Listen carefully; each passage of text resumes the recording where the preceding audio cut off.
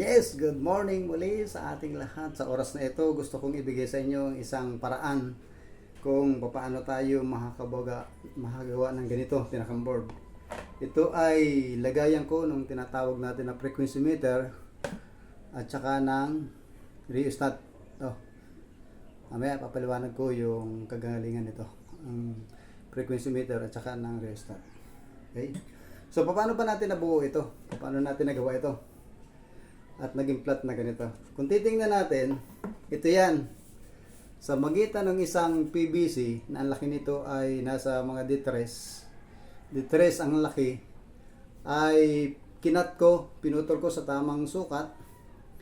At pagkakat nun, kaputol na yun, ay biniak sa magitan ng lagari. Biniak ko dito.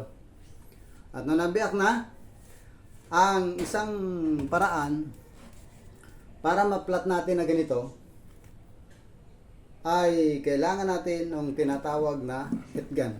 Ito yan. Heat gun natin. Ito yung ating ginamit dito para ma-plot.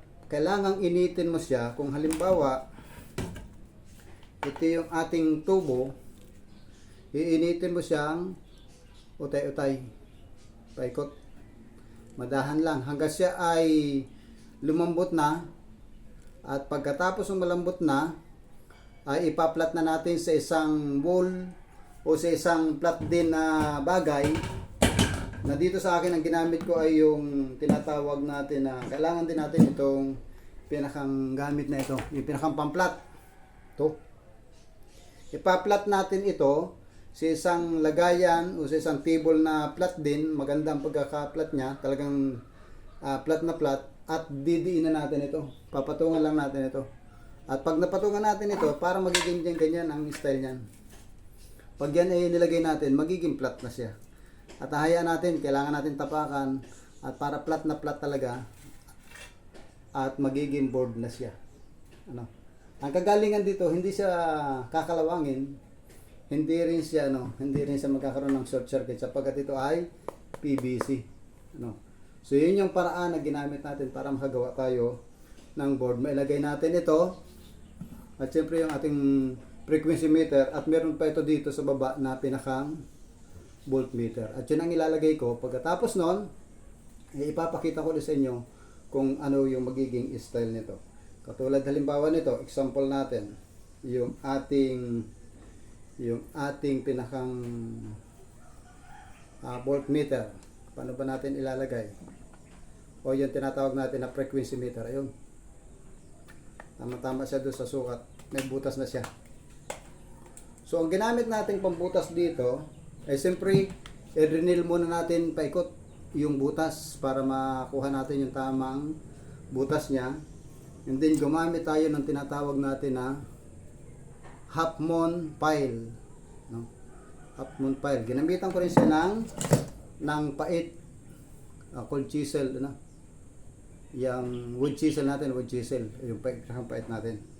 And then siyempre, para makuha natin yung tamang sukat, kailangan din natin siyempre ng roller, para makuha natin yung tamang diameter ng ating pinakametro. Yun ay bilog.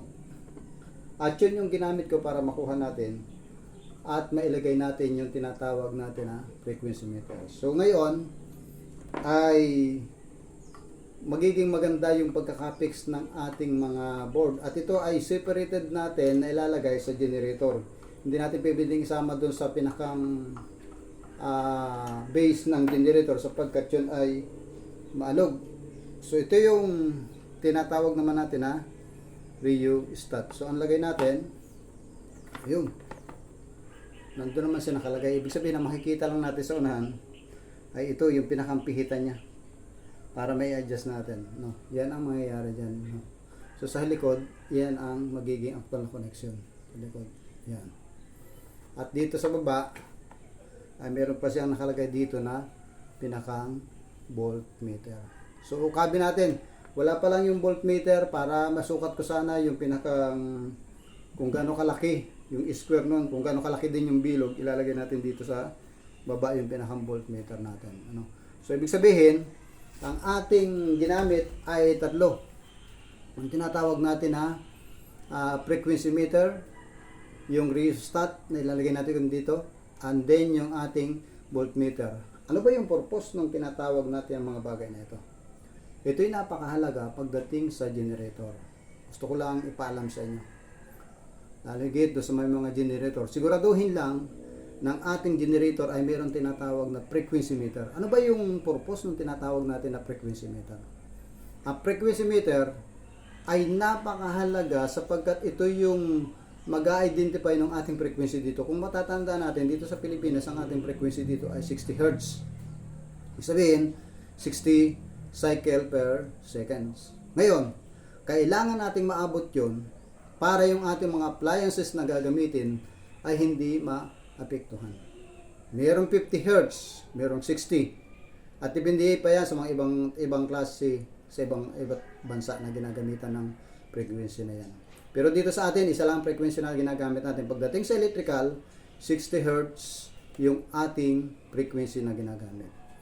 So malinaw yun na dapat pagdating sa mga appliances natin, siguraduhin din natin, lalong higit sa generator na bibili ng mga generator, kailangan siguraduhin na meron talaga nitong tinatawag natin na frequency meter sapagkat napakahalaga nito. Then, siyempre kasama yung ating voltmeter, yung ilalagay pa dito. At ganun din itong tinatawag naman natin na rheostat. Ano ba yung purpose ng tinatawag natin na rheostat? Ang purpose nito ay para kontrolin yung output voltage ng ating generator. Paano ito ginagamit? Halimbawa, ito'y laging magkasama. Ito yung tinatawag na frequency meter at ito yung rheostat. Kung hahabulin natin yung tinatawag natin na frequency niya, halos dapat umabot siya sa 60 Hz.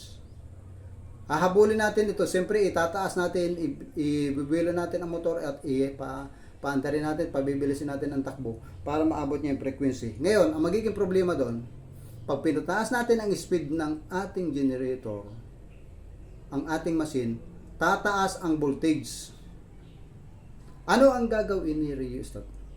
Ang gagawin ni rheostat, kung nakapix na siya sa 60 at halimbawa nasa 300 volts na siya, pwede nating i-adjust sa 220 volts sa magitan nitong tinatawag natin na rheostat.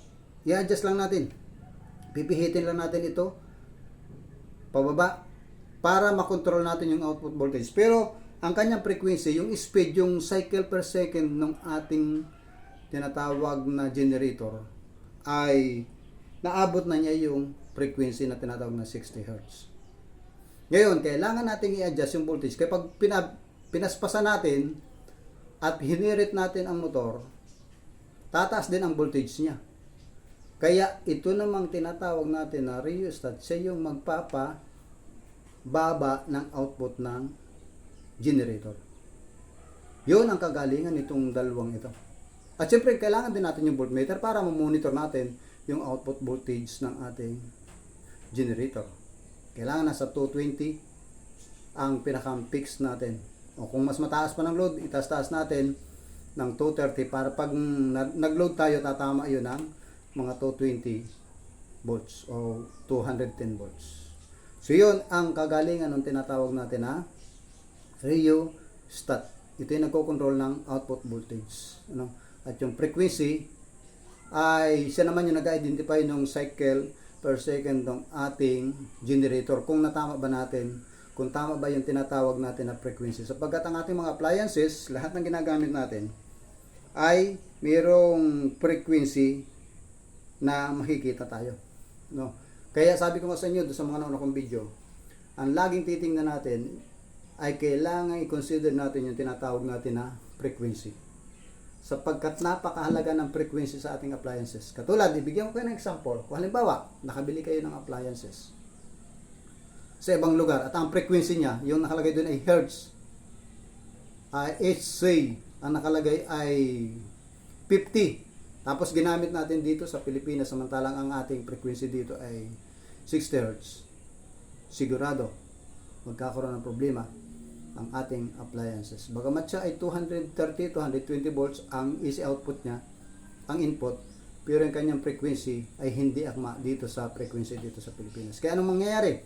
Madaling masisira ang ating appliances o kaya naman ay madaling masunog sapagkat hindi akma doon sa frequency na ating nakalagay, hertz frequency, no?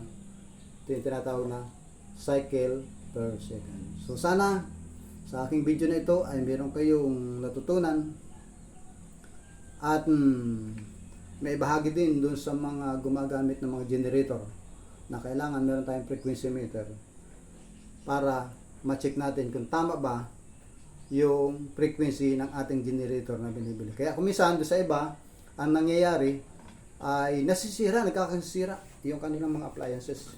Lalo na sa mga computer. Na kapag gumamit tayo ng generator, siguraduhin lang natin na yung frequency ng ating generator ay nasa 60 Hz.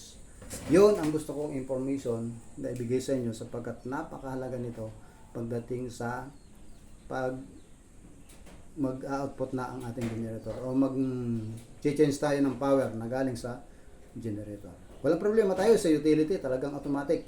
Yan ay 60 Hz na. Pero pagdating sa ating generator, iba-iba yung frequency na nangyayari dahil yun ay nakadepende doon sa speed ng motor at doon sa design ng pulley, yung combination ng pulley doon sa dynamo at saka doon sa pinakang machine. Kung ito ay separated. Pero pag coupled na siya, yung magkasama na yung makina, automatic ay kung ano yung speed nun, kuhanan niya yung frequency niya. Coupled siya, yun talaga ang speed niya. Hindi siya magbibigay ng output pag hindi niya nakuha ng tama yung tinatawag natin na revolution per minute o yung tinatawag na RPM. Kailangan makuha yung tamang RPM na yun para makapag-output ang ating generator. Sa inyong lahat, sana meron kayong natutunan sa kaunting kalaman na ibinahagi ko sa inyo.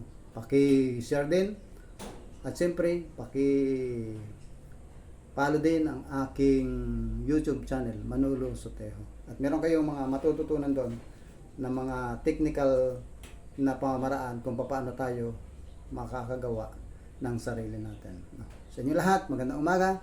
Maraming salamat. Bye-bye.